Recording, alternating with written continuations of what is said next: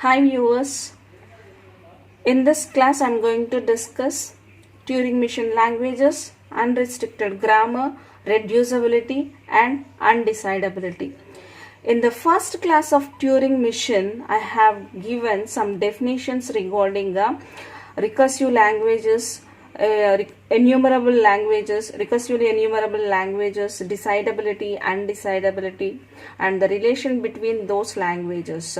So if you didn't watch those classes, go to that class and come back to this class.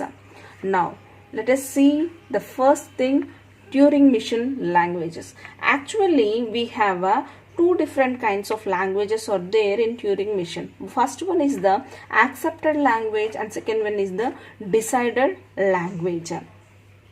So these languages are recursively enumerable languages. Accepted languages are recursively enumerable languages, and these languages are generated by a type 0 grammars.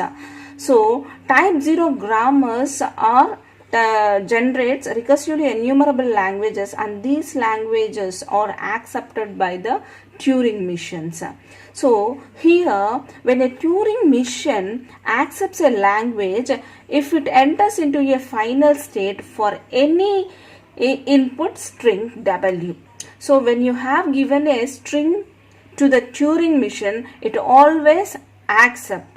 Then that type of language is a accepted language.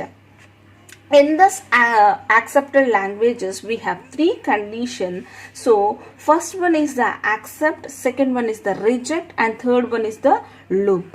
When you have given a string to the Turing machine, it always enter for a final state, that is accepting state, then it is a accepted language. And see here, decided language. So decided language are of recursive languages. Decided language are of recursive languages. So in this, Turing machine decides a language if it is accepts it and enters into a rejecting state for any input not in the language.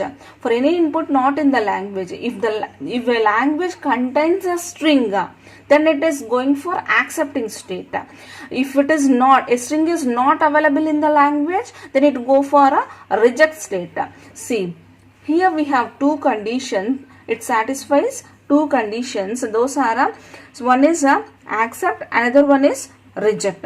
If the string is not available in the language, it is going for a reject state. If a string is available, then it is going for available in the language, it is going for a accept state. But in accepted language, when you give a string to a Turing machine, it always enters into a final state for any input string. So this is the Turing acceptable language, and this one is the figure determining or denoting Turing decidable language. Now, next one is the unrestricted grammar.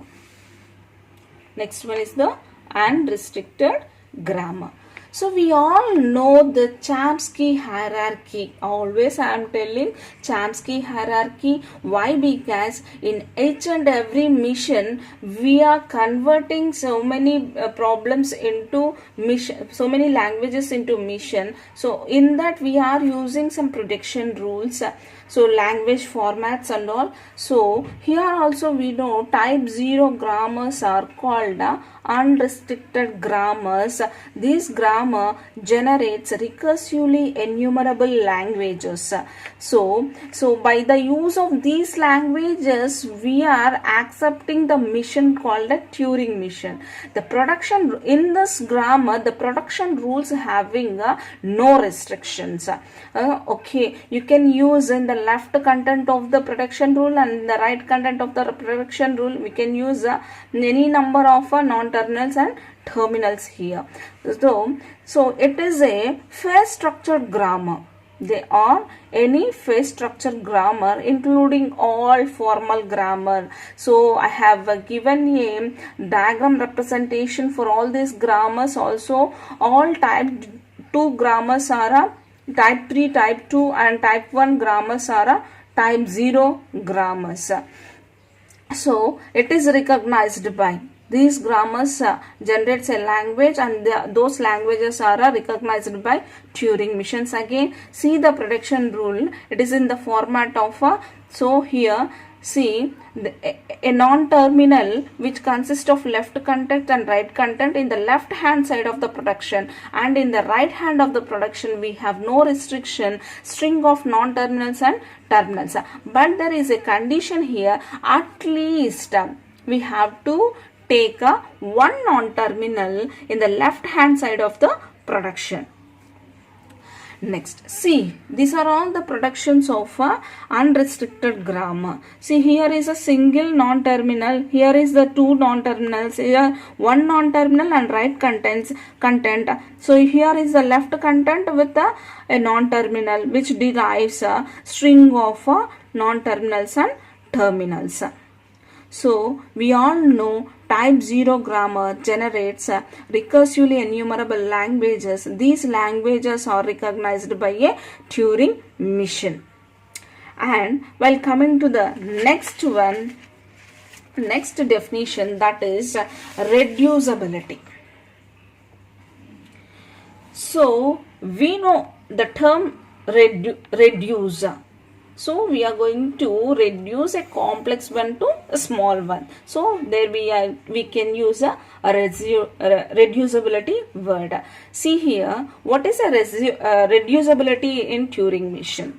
So reducibility is a way of converting one problem to another problem. Okay, so that the solution to the second problem can be used to solve the first problem. See, this concept and content of reducibility used in the basics of a Turing machine. When we go for taking a complex problem that can be divided into sub-problems, after getting the solutions for the sub-problems, we can solve easily the complex problem by combining all those partition problems. We know that. So here also, for example, finding the area of a rectangle which reduces to a measuring its width and height. Another example is solving a set of linear equation. It can be reduces to a inverting a matrix. Likewise, so solving this matrix we can get the solution for this linear equation. Here also solving this width and height we can get the area of a rectangle. So here reducibility involves two problems A and B. I am taking two problems A and B are two different problems. Now A reduces to B.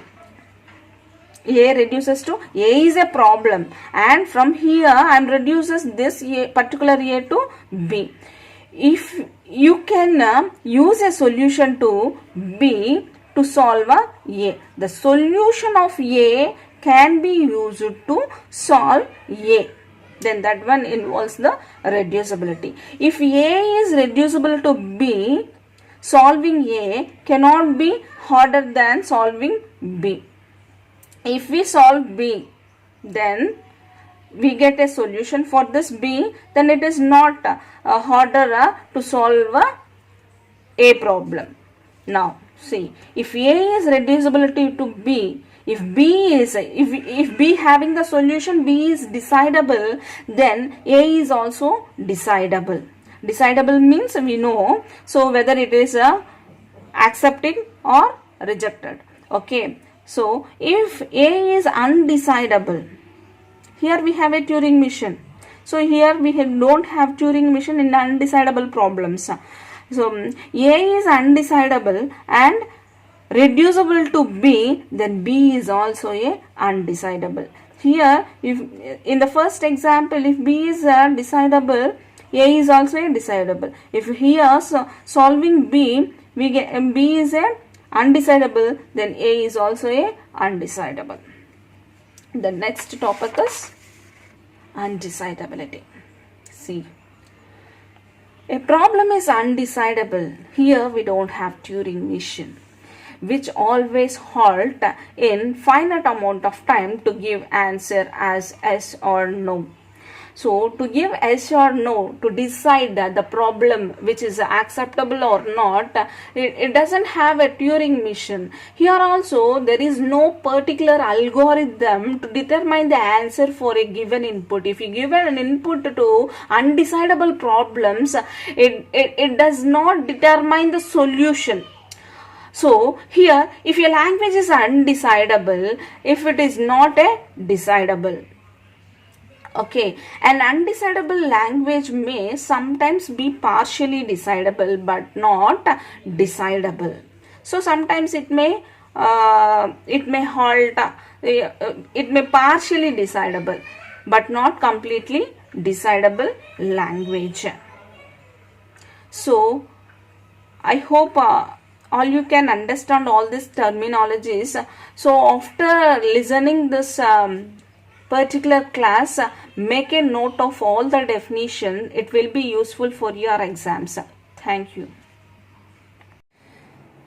Thanks for watching. For more updates on flat classes, subscribe my Rajani Tutorials YouTube channel.